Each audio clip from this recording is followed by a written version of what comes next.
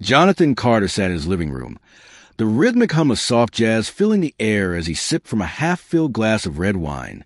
It had been a long day, another in a string of exhausting ones since taking over as chief of police.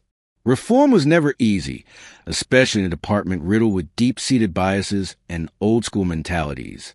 But he had vowed to change things. He had worked too hard, sacrificed too much to let corruption continue under his watch. The warm, dim light from the lamp beside him cast a golden hue over the room, making it feel like a sanctuary, a space away from the battles he fought in the precinct every day.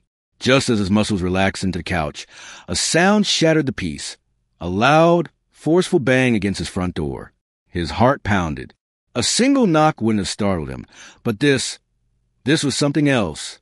The next bang was even harder, making the door rattle on its hinges. "Open up. Police!" The word sent a chill down his spine. Jonathan stood, his mind racing. The only reason officers would show up like this was if there had been some kind of emergency, but there had been no warning, no call. He had just spoken with the deputy chief earlier that evening. Nothing had been out of the ordinary. He barely reached the door before it was kicked open with brutal force.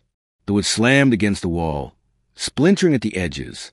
The moment the door gave way, shadows surged into the room, armed officers in tactical gear storming his home.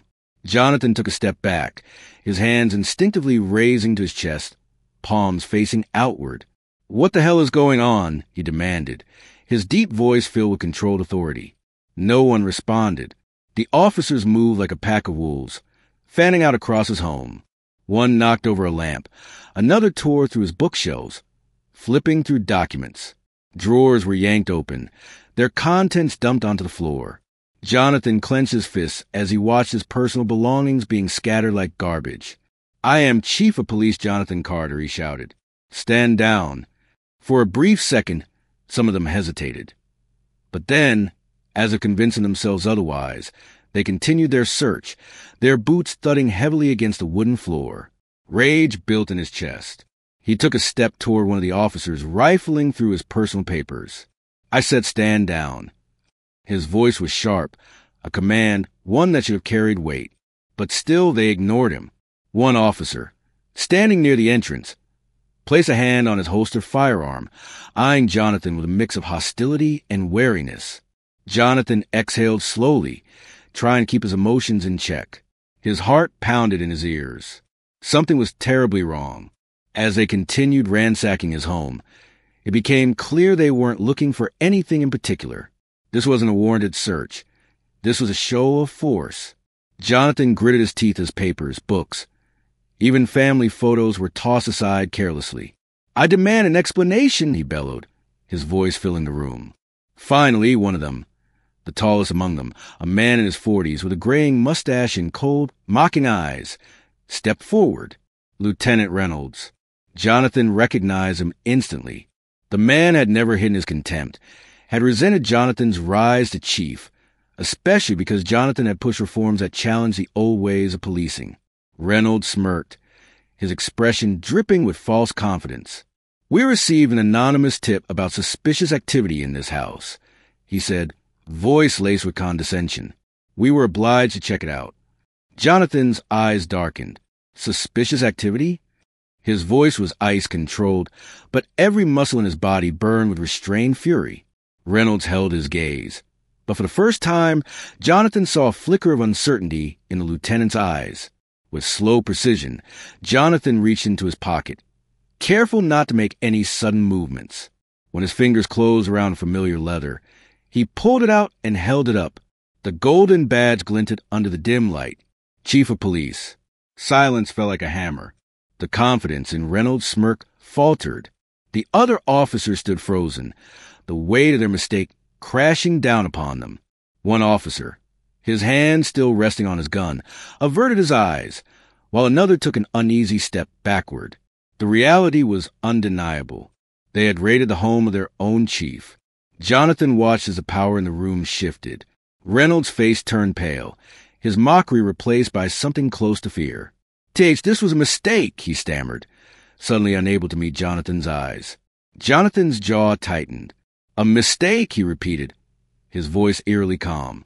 He looked around the wreckage, at his once peaceful home turned into a disaster zone, at the officers, his officers, who had humiliated him in his own space. He stepped closer to Reynolds, his voice dropping to a deadly whisper. "You think you can just walk away from this?" No one answered. Jonathan let the silence stretch. Then very slowly, he lowered his badge. "Get out." No one moved.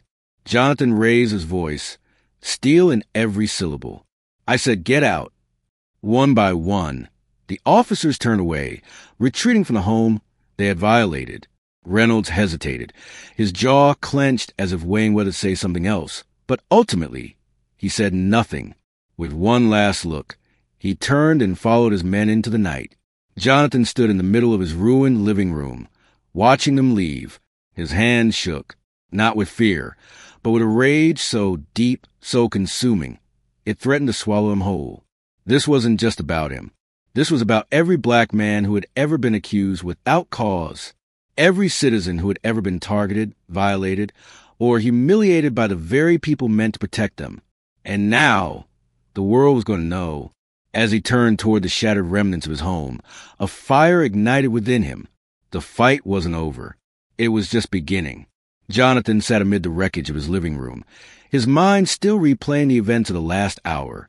The rage still simmered beneath his skin, but more than that was a sense of violation. They had raided his home, not because of evidence, not because of real suspicion, but because they wanted to send a message. The air was thick with the scent of upturned wood and spilled liquor.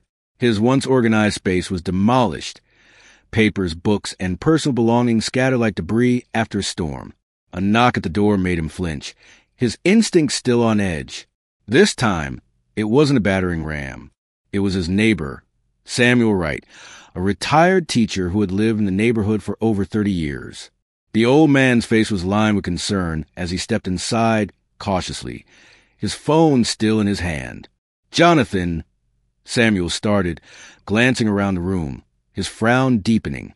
"Are you all right?" Jonathan sighed, running a hand down his face. "I don't know yet," he admitted. Samuel nodded, then turned his phone screen toward Jonathan. The video was already online. Multiple angles. Multiple voices narrating in shocked whispers. The police raid. The confrontation. Jonathan pulling out his badge. And the moment the officers realized what they had done, it had millions of views. Jonathan clenched his jaw. It wasn't just a mistake. It was a reckoning. People are talking. Samuel said quietly, "You need to get ahead of this." Jonathan exhaled slowly, pushing himself to his feet. Samuel was right. He couldn't let this moment pass. It wasn't just about him anymore. It was about justice. By morning, the entire city was in uproar. Headlines dominated the news. Police raid wrong house. IT was a police chief's. Racial profiling or anonymous tip gone wrong. Officers storm police chief's home. Shocking video goes viral. Jonathan's phone wouldn't stop buzzing. Calls from reporters. Calls from city officials. Calls from his own department. But he wasn't interested in handling this behind closed doors. At noon sharp, Jonathan walked into City Hall and stepped onto the podium, facing a crowd of reporters, activists, and local citizens. Cameras flashed. Microphones pushed forward. The world was watching. Jonathan took a breath. "Last night, my home was raided by my own officers, without a warrant, without cause, based on an anonymous tip that conveniently disappeared the moment I demanded proof." Murmurs rippled through the crowd. "I stand before you today not as a victim, but as a leader. And as a leader, I am demanding accountability. This is not just about me. This is about every person who has been targeted unfairly, who has been treated as guilty before proven innocent." The camera zoomed in, capturing every word. Jonathan's gaze hardened. "This department will change. I will make sure of it." A reporter called out, "What happens to the officers who raided your home?" Jonathan's lips pressed into a thin line. "There will be a full investigation, and those responsible will face consequences. No bad should come with immunity from justice. Not mine. Not theirs." The crowd erupted, some in support, some in skepticism. But no one was ignoring this anymore.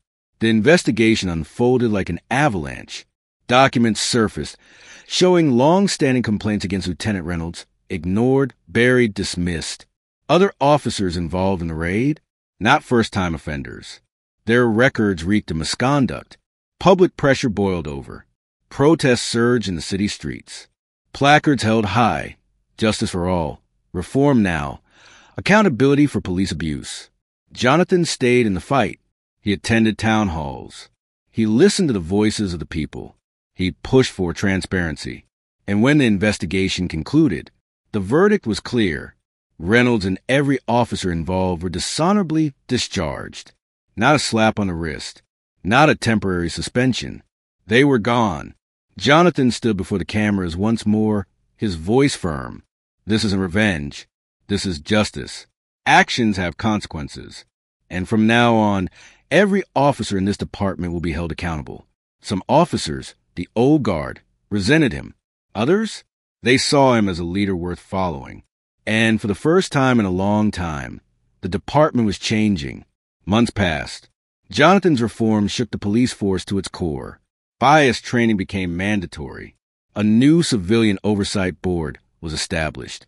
Community engagement programs launched. And most importantly, transparency. No more unchecked power.